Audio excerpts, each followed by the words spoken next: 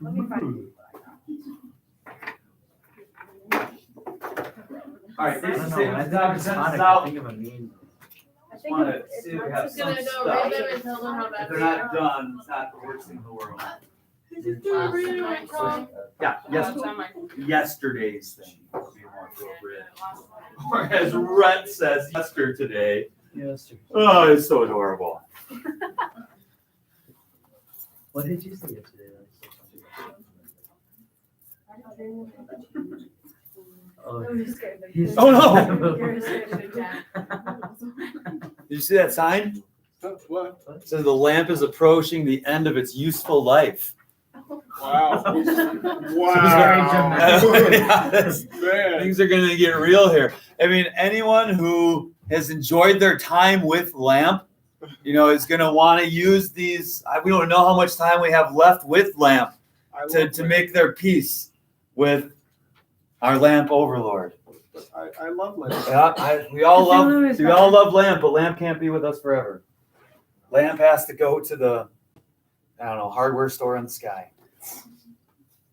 Alrighty, so what I want to do at the beginning of class today is just kind of play around with some of your thesis statements to make sure that those are in great shape, to look at one person's thesis statements and topic sentences so that we can all be on the same page in terms of our evaluation of what goes into and makes great thesis statement and topic sentences, and then talk to you a little bit about how you're going to be developing these paragraphs. Just a quick little FYI, those of you who are in CIS, you will have when we're writing this paper, you will largely be writing your CIS paper, just like the last jam.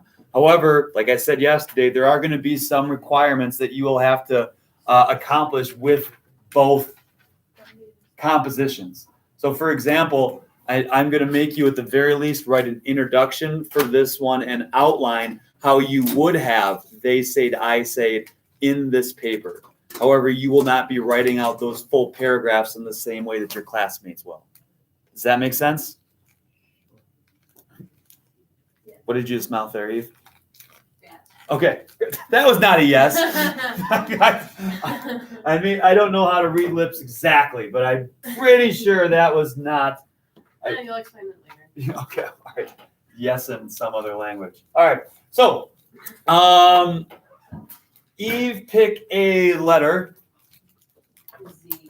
and Grace, pick a musical instrument, and Zach, pick an animal that is eaten by sharks. Seals? Okay, Mr. Cook, can you please share your thesis statement? I don't know. Oh, I bet you wish that Zach would have said killer whales. Oh, yeah. Then I would have picked on Mr. Sint. Can you share your thesis statement? I can. Okay. Some people believe that millennials under the Oh, hold on a second. Great. Because why not? To make you suffer. Yep. Yeah. Is it plugged in on the right side? Is it what? Is it plugged in on the right side? I mean, yeah, I don't know that. Let me get Barry in here. I think we have to turn it off and turn it back on. We don't have time for that. All right, Mr. Sint, lay it down. All right. Some people believe that millennials under the age of 30 are the dumbest generation. Sharon Begley and Nicole Carr both agree with the ideas that technology is making this generation dumb. However, the guy Sharon and who? Sharon and Nicholas, Both believe what? that technology is making this generation dumb. Okay. However, then I didn't get his name, but it's the guy that wrote the video games article. He disagrees. He believes that technology, like video games, helps people problem solve.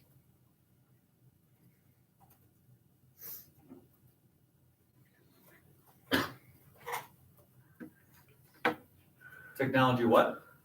Helps people problem solve.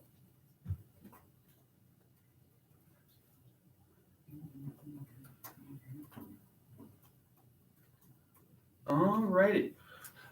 First activity, class. I want you to rewrite this sentence on a piece of paper, adding the punctuation that is necessary for it to be a properly punctuated sentence.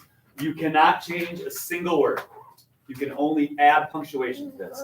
Some people believe that MEL stands for millennials. Millennials is spelled with an I. I know. It's a also- caps lock. Also spelled with capital ALS. Lou Gehrig's disease. Terrible. Some people believe that millennials under the age of 30 are the dumbest generation. Sharon and Nick both believe that technology is making the generation dumb. However, Sint disagrees, and he believes that technology helps people problem solve. So rewrite, adding the proper punctuation. Tell me when you're done, and I will come by and let you know how well you did.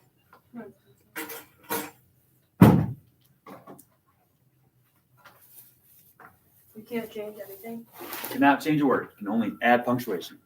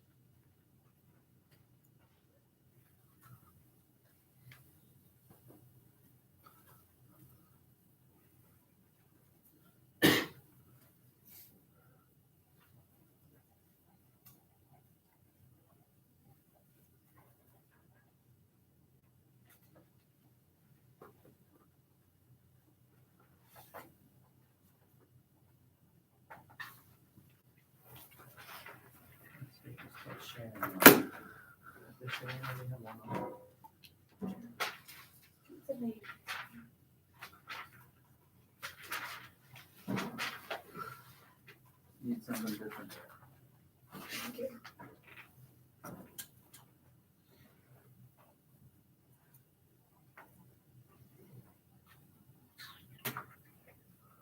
Good job. Change one of your periods to either a colon or a semicolon.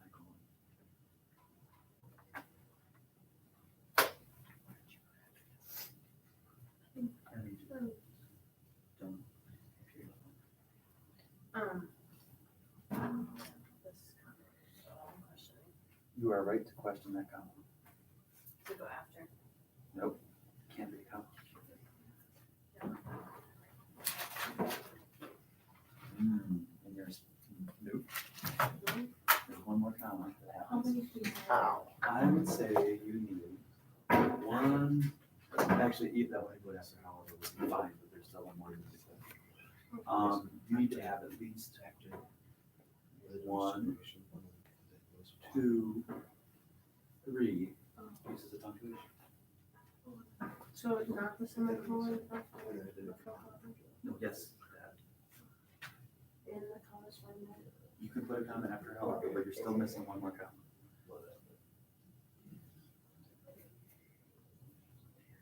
Good job. Did you catch the one that I have after generation? Yeah, got it.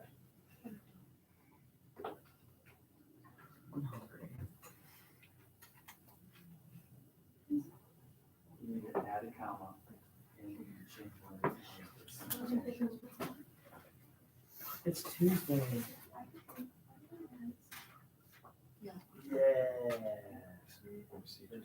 Oh. Oh, shoot. This is a mistake.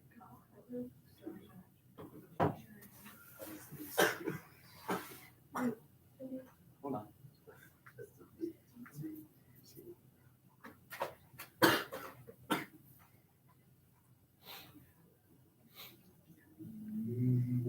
commas needs to be something else. Is it after?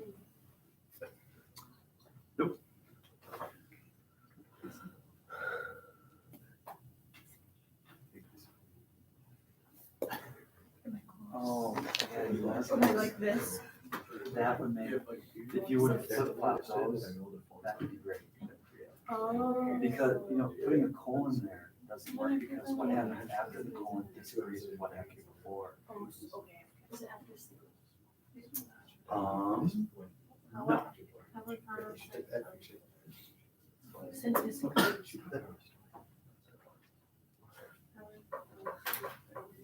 No, I just say that disagree. I'm just gonna go over since disagrees.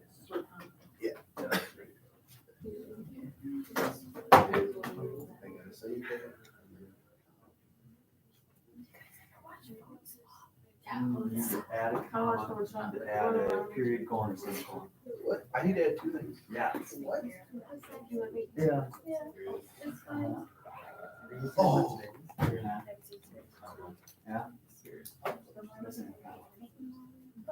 I don't know what at least five people.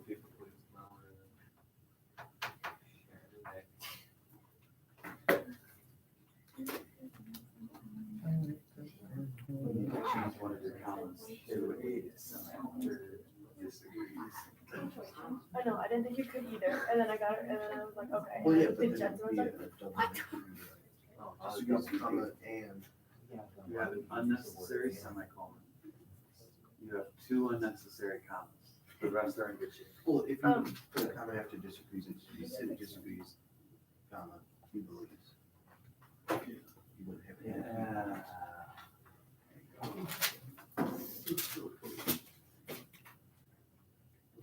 Yeah. wait, it's in the same place. One of your commas is wrong. You need to change one of your commas to a semicolon or colon. I know, I woke Yeah.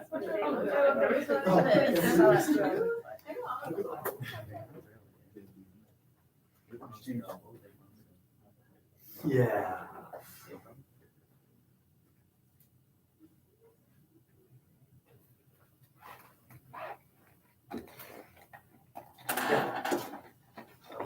All right, let's talk about this bad boy. This is a fun sentence. A lot of stuff going on here. First of all, the first piece of punctuation that's needed comes after the word generation. And that's because everything before the word generation can stand alone as a sentence. And there are things after generation that can stand alone as a sentence. So our options, if we're just adding punctuation, are to put a period, a colon, or a semicolon, right? Now, would a period be technically correct here? Yeah. Absolutely. Would a semicolon be correct here? Are these two sentences related to each other? And would a colon be correct here? Yes. Yeah. Remember, what does a colon indicates going to happen? Elaborate on what came before it. So here I have some people believe that millennials under the age of 30 are the dumbest generation. And then do we have people after that talking about how millennials are dumb? So would a colon make sense here? Yeah. Okay, now here's the tricky question. Of those three correct options, periods right, semicolons right, colons right, which one of those three would be most appropriate? Semicolon. Why would you say semicolon is more appropriate than a colon? He's the one that sends it after. Except I think. What's the relationship between this and this? Is this elaborating? Yeah. Is this giving us more information? Yes. Which punctuation indicates, hey, more specific information is coming? The colon. So which one would be most appropriate? A colon. However, if you put a semicolon there, are you right? If you put a period there, are you right? Yes. Okay. So that's how we kind of sort through that business. Where does the next sentence end? Dumb. After dumb. Okay, so Sharon and Nick both believe that technology is making this generation dumb. That's a sentence. However, Sint disagrees. Blah, blah, blah, blah, blah. That's a sentence. Now, since this is the end of a sentence, what are our three options? Period. Semicolon. Or no, what? The only way I could put a comma here would be if I had what? A fanboy, a coordinating conjunction. That's the only way a comma is going there. Do you see a coordinating conjunction? No. So no just comma. So we got period, colon, or semicolon. Now, of those three, which one should not be used? Comma. Okay. Period, colon, semicolon. Why should a colon not be used? Because the two sentences are discrete. That's right. Colon indicates here's more specific information about this thing we talked about. Here the relationship is a contrast. So therefore, now can a sentence that contrasts still be closely related to the sentence before it? So you should period or semicolon would be most appropriate here. Does that make sense, class? Yeah. Ms. Cumlin, you're shaking your head? It makes sense. Okay, great. Now, optional comma after the word however, that's because it's an intro word, not necessarily an intro phrase. Intro phrases that are 1 to 2 words, it's not a requirement that you include a comma. If you do, though, you're not doing anything wrong. Now, down here, we also have sentences. What's sentence number 1? Sint disagrees. And sentence number 2? He believes that technology helps problem solving. Now, what has to go after Sint disagrees? Comma. A comma. And why does a comma have to go there? There's a coordinating. Coordinating conjunction. What if I erase the word he and my sentence just read Sint disagrees and believes that technology helps people problem solve? Not another Don't need a sentence after, comma. so you can just leave the end. Bingo. We are not going to put what right here? Comma. We are not going to put a comma if we don't have the word he. All right. Fun sentence, Mr. Sint. Thanks for sharing that bad boy with us. Okay, now let's talk about this sentence on its merits as a thesis sentence or a thesis statement. Based on this, what would the first section of my paper be about? People who believe in About how they're dumb. About people who believe that the technology is making this generation dumb. Now, that section, based on this thesis, could easily be 2 paragraphs. How? 1, 2 names. Yeah, 1 paragraph that's discussing how Sharon thinks it's dumb, 1 paragraph discussing how Nick thinks it's dumb. How could I turn this section into 3 or 4 paragraphs? That just had section 1. Yep, We'll take 2 ideas from Sharon's article and take 2 ideas from Nick's. bingo. Yep, so now in this first section, I could have 4 paragraphs easily if I wanted to. 2 different ideas that Sharon presents about technology being dumb, 2 different ideas for Nick about how technology is being done. Now, when I go from Sharon's section to Nick's section, what sort of words or phrases am I going to use in my topic sentences to transition?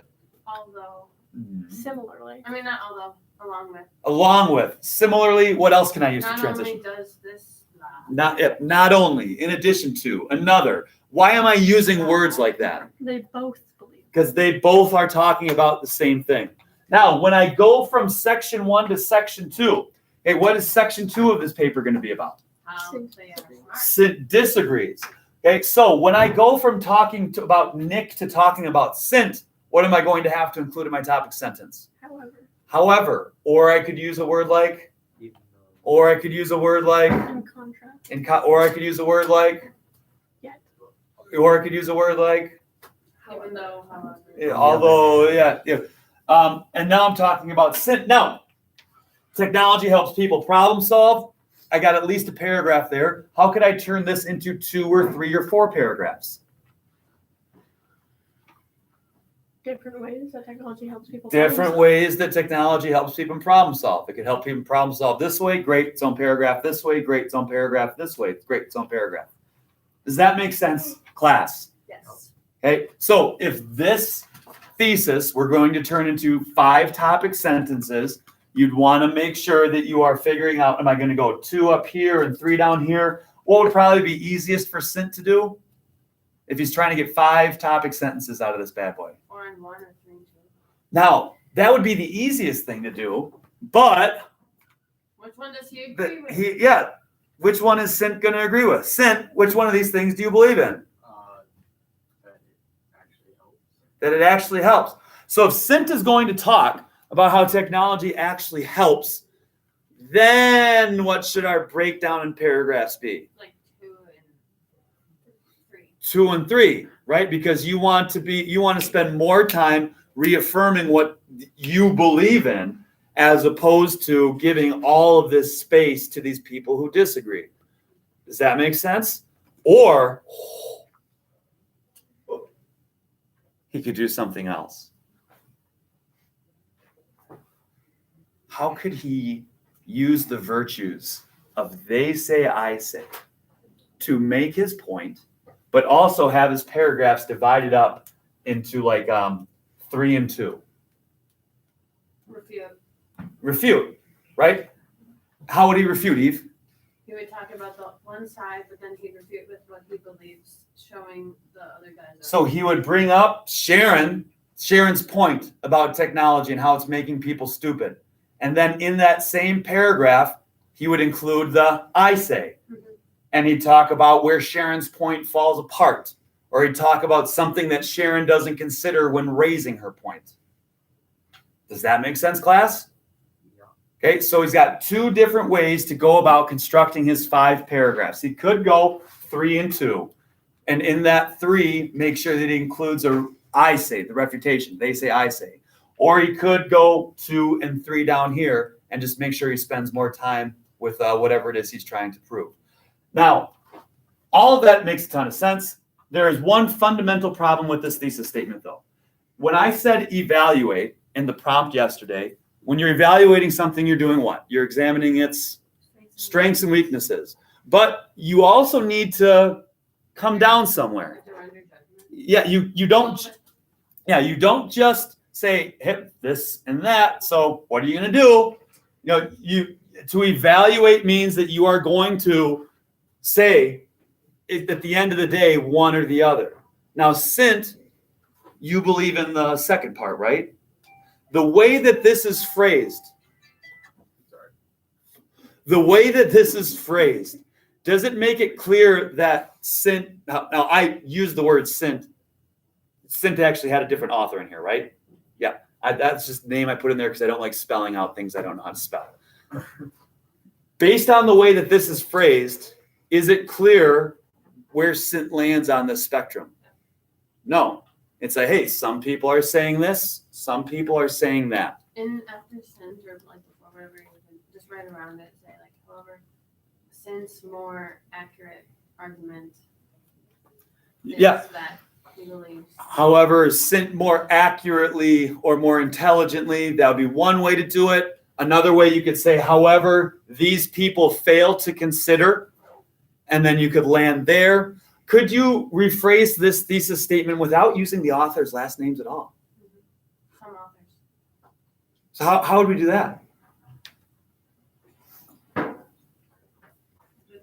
Like you just say, some people believe that millennials at age of 30 are the dumbest generation.